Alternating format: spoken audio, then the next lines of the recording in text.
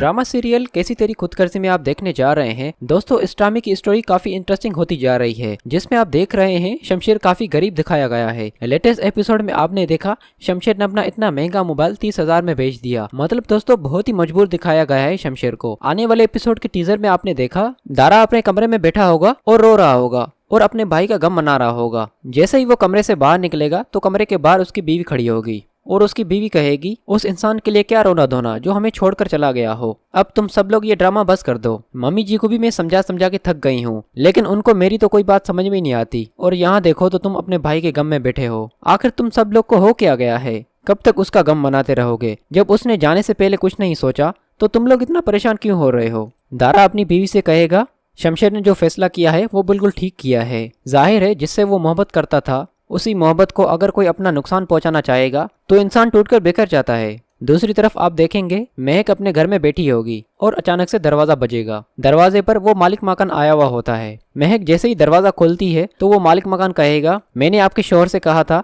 कि मुझे 2 तारीख तक जगह का किराया मिल जाना चाहिए, लेकिन मुझे अभी तक किराया नहीं मिला। अब आप लोग को जल्द से जल्द ये जगह खाली करनी होगी। और वो मालिक मकान अपने साथ दूसरी पार्टी भी लेकर आता है। लेकिन दोस्तों, महक कहेगी, अभी मेरे शौहर घर पर नहीं है, आप शाम को आ जाना। फिर दोस्तों वो मालिक मकान वहां से चला जाएगा। दूसरी तरफ दोस्तों, शमशेर जब घर आएगा तो महक उसको सारी बात बताएगी और कहेगी, आज मालिक मकान आया था और एक नई पार्टी लेकर आया था और उसने कहा अभी तक मुझे किराए के पैसे नहीं मिले और आप लोग को ये जगह खाली करनी होगी। और साथ में महक ये भी कहेगी कि आपको पता है हम जैसे लोग कैसे जिंदगी गुजारते हैं। आगे से शमशेर कहेगा, मुझे ये एहसास पहली बार हुआ है और इस एहसास ने मेरी जिंदगी बर्बाद कर दी है। फिर दोस्तों शमशेर ये कहकर वहां से चला जाएगा। अगले सीन में आप देखेंगे महक न्यूज़पेपर में ये खबर पढ़ लेगी कि शमशेर को उसके बाप ने अपनी प्रॉपर्टी से निकाल दिया है और ये खबर बाबा साहब न्यूज़पेपर में छपवा देता है। महक ये खबर पढ़ के बिल्कुल परेशान हो जाएगी। दूसरी तरफ दोस्तों, शमशेर की माँ अपने बेटे से मिलने आएगी और उसे कहेगी, बेटा तुम किस हाल में हो? तुम्हें पता है बेटा, मैं तुम्हारे लिए कितना परेशान होती रहती हूँ। बस मैं सारा दिन बेटा तुम्हारे बारे में सोचती रहती हूँ।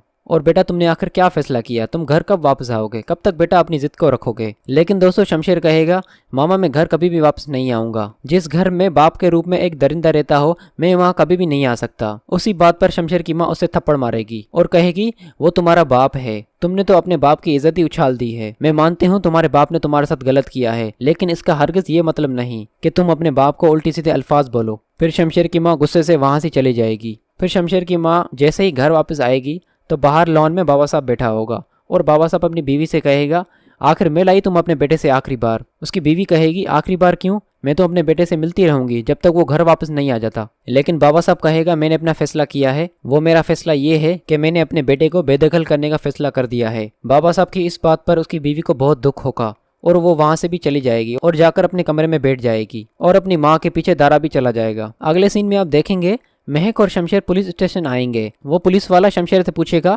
शहर में किसकी शामत आ गई है जो आप रिपोर्ट दर्ज करवाने आ गए हैं? शमशेर उसे जवाब में कहेगा, मेरे बाप के खिलाफ रिपोर्ट करनी है आपको। मैं अपने बाप नवाबजादा दिलावर के लिए रिपोर्ट लिखवाने आया हूँ।